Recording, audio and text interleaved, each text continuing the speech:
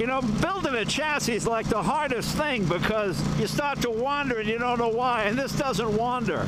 It's a little intimidating riding somebody else's $500,000 motorcycle. Once on the road, it's very much like a stock Ducati. Plenty of power, plenty of smoothness. Welcome to the episode of Jay Leno's Garage. The vehicle we're featuring today, well, it's called the Fuse. You may recognize it as a Ducati, probably because it says Ducati right on the tank. But it's not actually a Ducati. You know, there's this whole trend now in the last 20 years of motorcycles as art. You know, there's been on displays in museums. This bike looks like it's going 200 miles an hour while it's sitting still. It is a completely custom designed motorcycle out of Revival Cycles down there in Austin, Texas. They've been here before. Let's bring in Alan Stuhlberg. He's the founder and head designer. Alan, good to see you again, my friend. Good to see you. Good to see you. Well, you've outdone yourself. It's a beautiful bike. Again, it's one of those deals where I really have to look at it for about 20 minutes to see all the little touches, and we'll go over all of those. Nicely done. So what did this start out as? It started off as a Yamaha Virago. Really? Well, I mean, you know, none of those parts are here, but Ed Boyd came to me and said he wanted us to, well, collaborate with him to teach him how to design a custom motorcycle using what he had, which was a Yamaha Virago engine frame, rolling chassis. And after going through what he desired and what he wanted to get out of the project, after months of talking and looking at that bike, it's a shaft drive, it's a pretty engine, but blah, blah, blah. I said, you're asking me to build you a Ducati. Let's just buy a Ducati motor and start over. Okay. So we did.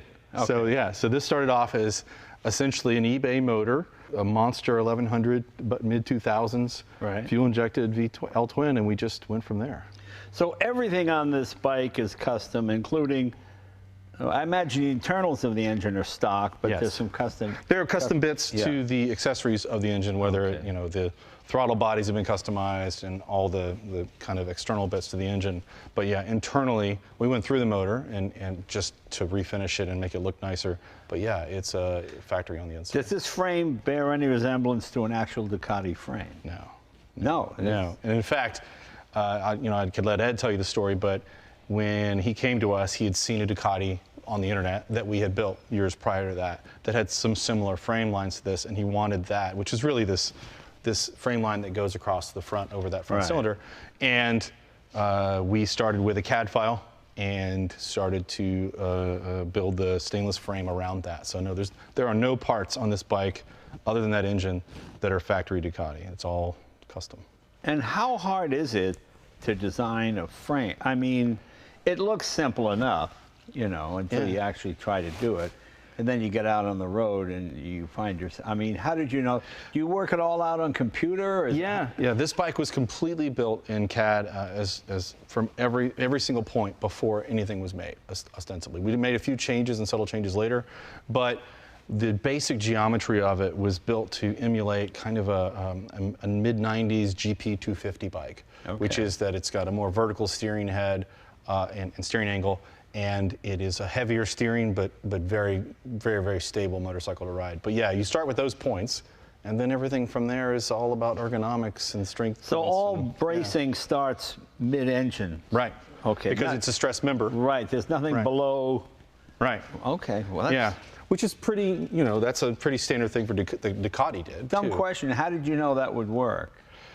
Because they'd done the math for us. Okay. And by that I mean the basic strength principles of the material that we use and the geometry of what's here is ostensibly much stronger than what Ducati would have even made. And what is the material you're using? Stainless. It's a stainless tubing. It's stainless tubing. It's not chrome moly, right? No. Yeah. And really? So even and is stainless tubing stronger?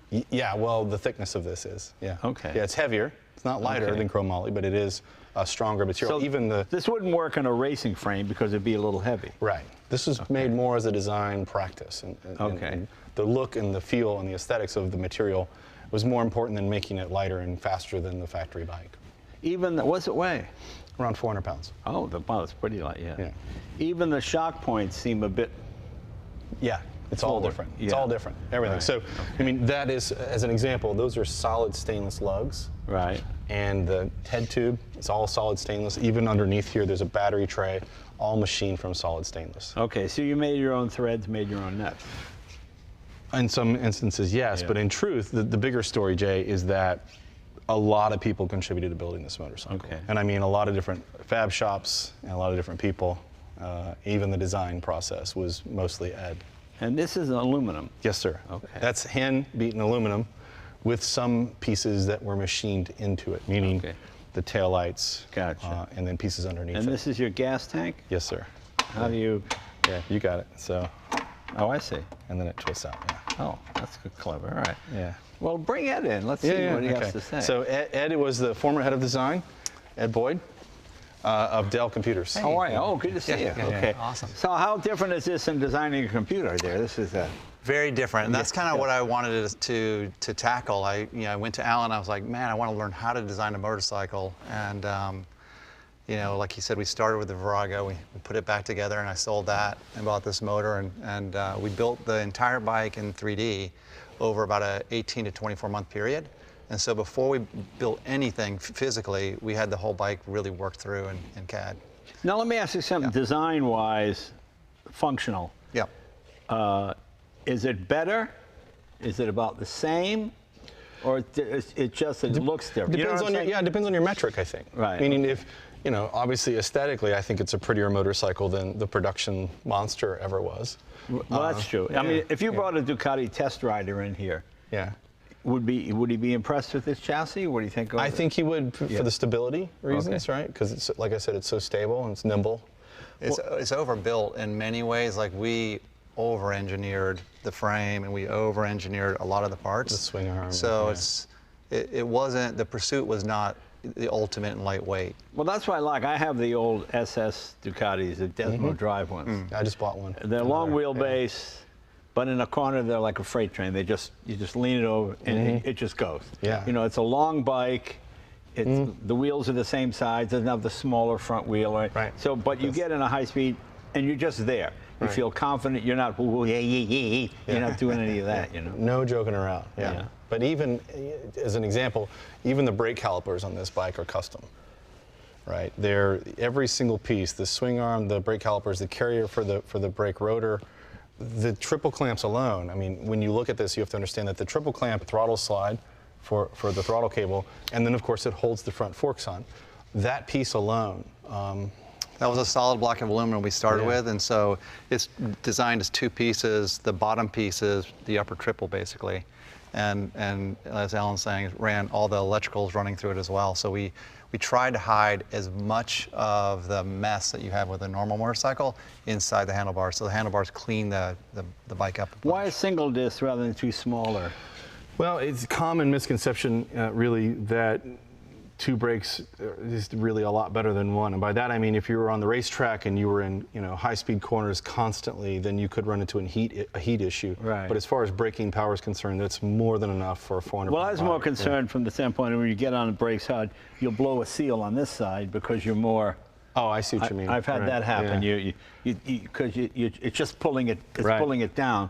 So I've seen it where you blow out seals, and that's why I wondered that's why they went with two smaller ones. And I think when you find with modern forks and larger diameter and inverted forks, like the strength level of the axle, the things way have gotten so spreads much it out. better. Yeah, it spreads it out. Now, what is the front end? Is it a homemade front end, or is it modified? It's modified Uhlens fully adjustable front inverted forks. Even they obviously had to come apart and be modified and polished And to get with customized, and customized to make them work correctly. And this too is aluminum. Yeah. Yeah. Okay, I mean, Jay, even the carrier for the front fairing is all CNC'd from solid aluminum. I mean, it's impressive. How about the rims? Those were actually the only off-the-shelf item.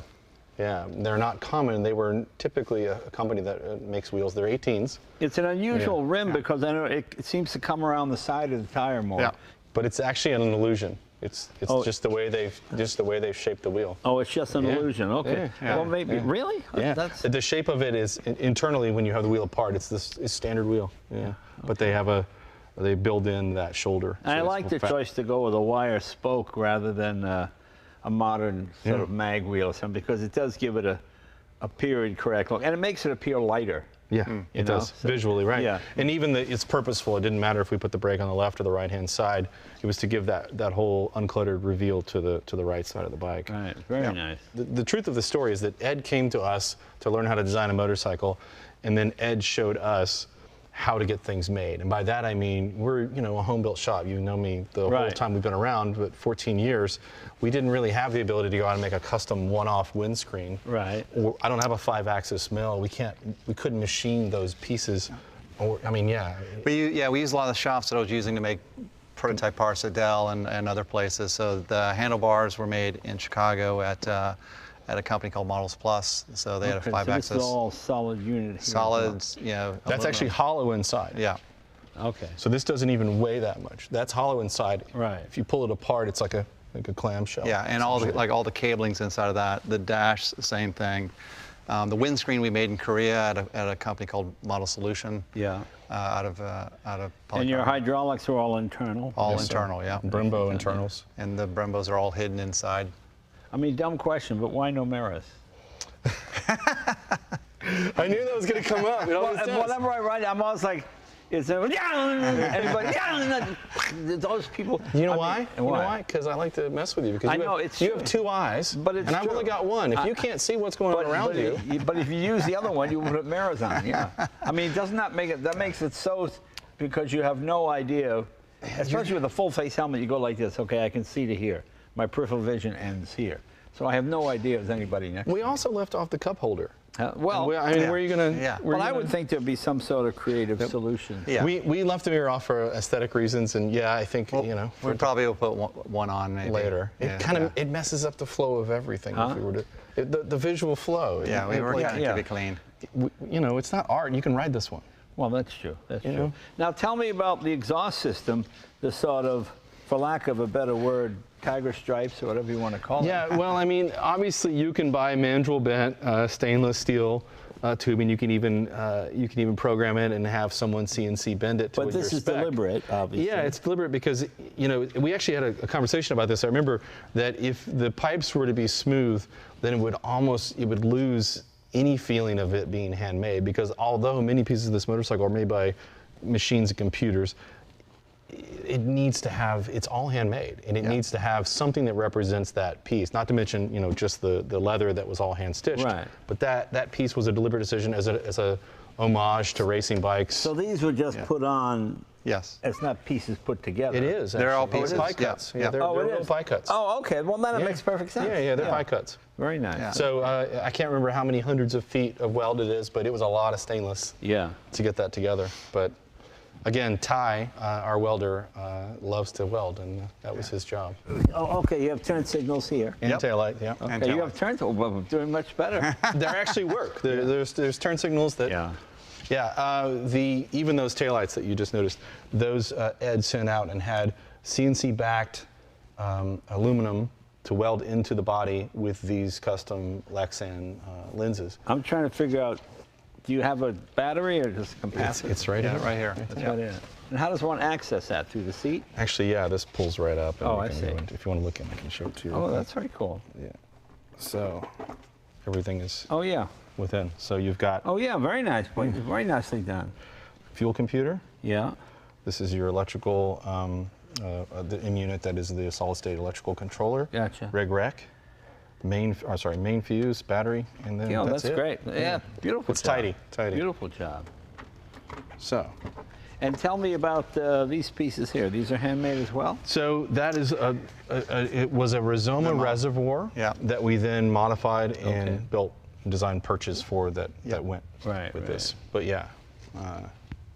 And I like this sort of aluminum stripe that gives it sort of a retro look.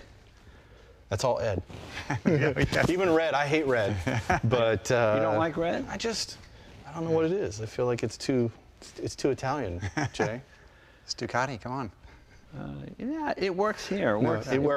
Great. It works. Ferrari and Ducati, right? And the polished aluminum, it takes you a while. Oh, really? Oh, this is aluminum too. It is. Oh, it's silver paint, but no, of course not. Okay. It had a different treatment in the front, so it looks a little bit. But yeah, almost everything on it's polished aluminum and stainless. 5-speed, right? Yes, sir. Yeah. But even if you notice the foot controls and the side stand, all of those pieces came directly out of Ed's I think, unrealistic vision of what controls should be. Yeah. So that he approached it that way. Tell me about the swing arm. It's a beautiful swing arm. That's one of the few pieces we were able to machine in-house. That was solid aluminum as well, so we broke that in a few pieces, welded it together. So it's not hollow inside. It's Not solid. hollow, It's that's solid. solid. Yeah, so it's Extremely heavy. Heavy Yeah. duty. Yeah, that's a pretty. That must be It shouldn't break, I can tell you pretty that. heavy piece. Yeah. But it carried the visual weight of the body, Yeah. and I think in a better way than what we'd done in the past. We'd made that same swing arm on the previous Ducati with stainless tube, and I think the polished aluminum. And suits had it you better. chose to use the factory covers over the cam belt, you wouldn't have been able to get that exhaust system in there, would you? No, it wouldn't have fit Okay. correctly. Not to mention, those are plastic too, typically. Yeah, yeah. Even the gauge was customized. Ed managed to get a custom needle made and a custom face. Everything's contained within that one gauge. It's actually got a speedometer. You'll be able to know when you're speeding, Jay. Okay. Is there a tack in there? Yep. Yeah, that is the That is main the needle's outside. tap. The needle's the tap. Okay. Oh, and they Yep. have a digital readout. Yes, sir. Yep. Yep. Okay. Was that satellite? No, this one uses a calculation. Or it does? It's yeah. a little off right now too, by the way. So Oh, that's all right. don't take it literally. We haven't actually had time to calculate it. The bike's only got about 50 miles on it. Okay. Those are Dunlop tires, the equal 18s that they gave us that just hadn't been cut. They're not racing tires, they're street tires, Right. but they just fit the look better. And yeah, that's meant to not be there, that fender. Yeah, it gives the appearance that it's not there. You It's don't not see supposed it. to be there, yeah. Right, right. So. But we figured some practicality. And why running slicks? Just for look? Just a look. yeah. It was his preference, frankly. Yeah. It just Kind of clean. keeps it clean, exactly. Well, Yeah, really does. particularly with the 18s, it's hard to find a good tire pattern. So after we looked for a while, we said, let's just go for slicks. And it will ultimately live out its days being looked at, as we Right. talked about earlier. Well, let's fire it up and see what it sounds like. Yeah, let's do that. I actually have a key right here. You have so, a key or a fob? Okay. Yeah, I see. as you expected, right?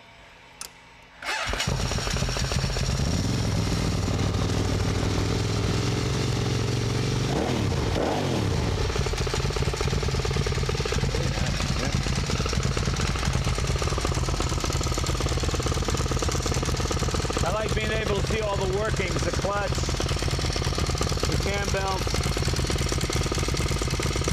You can hear the engine vent. That knocking sound is actually the PC. Very nice. That's it. It's we're happy. I mean, I rode it for the first time. We put on the dyno, we ran it in the dyno and tuned it because it's all custom fuel computer. Right. And then rode it for the first time, and shockingly, everything's just. And shockingly, it works. You know, yeah. That's the frightening part. That shockingly, it works. Not it works exactly as planned, and shockingly, it works. That's really You the do something scary for part. that many pieces, and you take that many Yeah. years. It's a bit of a intimidating project. You just don't. It's a little scary, as I'm sure you've experienced multiple times. Is this something you would build a second one or a third one? That's We the talked second, about it. The Yeah. second Yeah. person asked that Yeah. question today. Yeah. Maybe. I mean, there are people that have to have it. You know what I mean?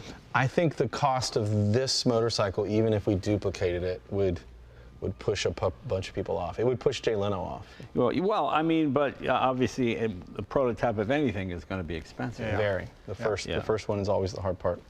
We've talked about, it would have to be a somewhat simpler version. If you notice, even the bodywork goes underneath to cover everything. Right. These pieces make the whole design. Would you ever consider doing the bodywork in carbon fiber? Yeah, the reproducible pieces, exactly. Yeah, I think that would make it more reasonable. All right. Because even trying to make this bolt in and I mean, what is this piece? 25,000? more. Yeah. Yeah. Well, I was going to say 50, but Yeah, because we had to do it twice. Yeah, So, okay. to get it right. That's what Yeah. Yeah.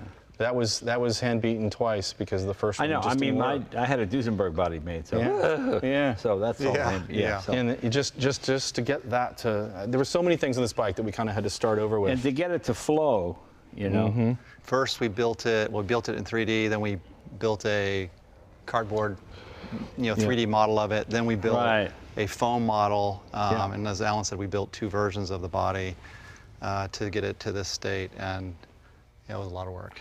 I mean, I have to say the day that I knew it was all going to be okay was when we finally decided to lay the CNC logo over Right. it. Because that's the final, right? Yeah. That alone was just such a moment Yeah. to see it. I mean, 7 years and $500,000. This was not a a week. $500,000. Wow. Yeah.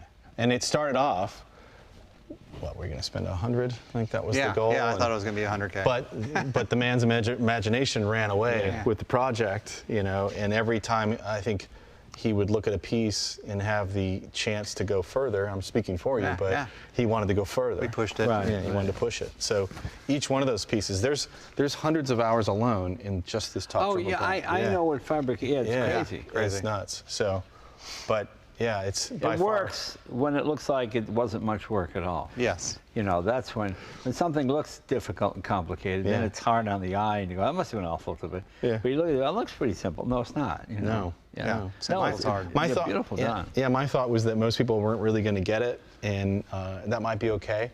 But Ed and I and the rest of the team and all the people involved know what it took, and the satisfaction of getting it to this point. Like you saw the birdcage we built in 7 weeks. Right. This took 7 years. Yeah. And it looks simpler than the birdcage by a long shot. Right, but it looks like a factory bike. I mean, people would think, oh, is that some dream bike from Ducati? You know? Right. Yeah. Yeah. You know, Have they seen it? Has the factory? You sent a picture. The CEO of Ducati has a photo of it, and I don't know. I haven't heard from them yet, but yeah, it's going to be ridden and enjoyed. I never got the chopper thing. I never quite understood making a bike slower, more uncomfortable, with no brakes. Looking cool though. Yeah. I guess so. Not to me. I like functionality, and nothing against chopper. I mean, I can look at it and appreciate it, but I say, well, I would want to ride that. You know. Whereas this looks like something you'd want to ride. It's all functional, which is what makes it exciting. Yeah. Now, what was your inspiration? Now, well, Michael Dell thinks you're busy designing computers. You're off on the side building this thing. Yeah, this is weekends and late nights. I know, I'm teasing.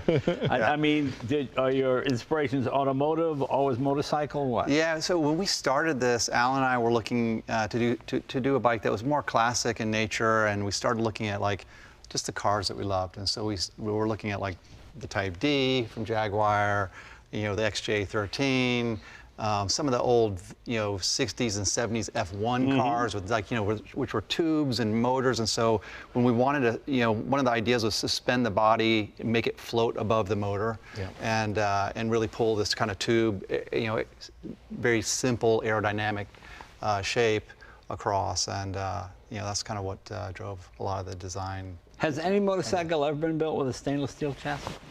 Production? I don't think so. I never thought of that. I just wondered if stainless steel has the same strength as chromoly. I mean, it seems obvious. like it could. Yeah. Oh, you mean the brittle nature? Well, the tensile strength of stainless steel. This was a special stainless steel that we use. It was used in like nuclear facilities, if I recall, and so it was like really expensive and really dense. And so it's over-engineered. And how hard was that to bend? Were you bending that with heat, or are you bending it with feed-it tube? This was done with a CNC bender. Okay, actually. CNC bender. Okay. The frame pieces were. And then the ends were laser cut. Okay. And you get no wrinkle in the bend. None. And then welded together. And you can even see pieces. You can see where the bend starts if you look really close. Yeah, because that's the trick. I mean, you know, you buy a piece like that and you pay. It's really expensive metal, isn't it? Especially when you mess up. So the first one we did that was a stainless steel Ducati frame, we did it by hand. This time we chose to go with it. It was much easier, much better. And then ultimately more symmetrical, and that's really the hardest part, you know. Cool. Yeah. Anyway, let's take it for a ride. Guys, thanks. I really appreciate it. Oh, thanks, Jay. Nice to see a dream come true. You know, you work on something your whole life, you know, and it's fun to see it take it to its final realization, and that you can afford to do it and make what you want. You know, that's really the great part. Yeah, it was a blast. Huh? Yeah, it was a blast. Yeah, pretty He's amazing. been a dream client and a dream project, and I'm so pleased that he's happy and that. Well, it just turned out great. Yeah. I mean, there's so many places you can look. Your eye just catches all the little places. It's really impressive. We want to make you one next, so we'll make you one next. Yeah, $500,000 a shot. Why not? Cool. Well, like with most cafe bikes, it puts a lot of strain on your upper arms and shoulders because you're not going fast enough. I think you'd have to be cruising at 70 or 80 to really feel as if, you know, the wind was holding you up, but it's very smooth. Once on the road, it's very much like a stock Ducati. Plenty of power, plenty of smoothness. I do feel like I'm sitting higher than I would in a stock bike, which kind of moves your center of gravity up a bit, but shocks are a little stiff. When you hit a bump, you can feel it. But it tracks nice and true. You know, building a chassis is like the hardest thing because it can just, you start to wander and you don't know why, and this doesn't wander. It's a little intimidating riding somebody else's $500,000 motorcycle. Once you get up to speed, it gets a little more comfortable. It feels powerful, and as I said, it just tracks very nicely. Sometimes bikes will follow the groove in the road and you find yourself, you know, you're not going to get a tank slapper out of this. The handlebars are true and the front end is true. The wheel alignment seems to be spot on. As you heard Ed say, he's a designer for Dell Computers, or was. And you know, that's what designers do, whether it's motorcycles or toasters or cameras or even computers. It has to have a certain aesthetic look. And it has this look. I mean, it looks fantastic. The build quality is unbelievable. I mean, I'm a little old for this kind of bike, leaning so far forward. There's so much weight on my shoulders and arms. If I was on the freeway cruising at 70 or 75, I think I'd be fine. But other than that, it's a piece of functional kinetic artwork. It's beautiful to look at. It's fast. And at $500,000, I don't know if it's fun to ride because you're so worried about the $500,000, but they did a hell of a job. So congratulations to Ed and Alan. And thanks for bringing it by the shop. It's fun to see the things they do, you know. They're such artists. They're just artists who work with engines and motorcycles and cars. And this is an example of what they do. So we'll see you guys next week.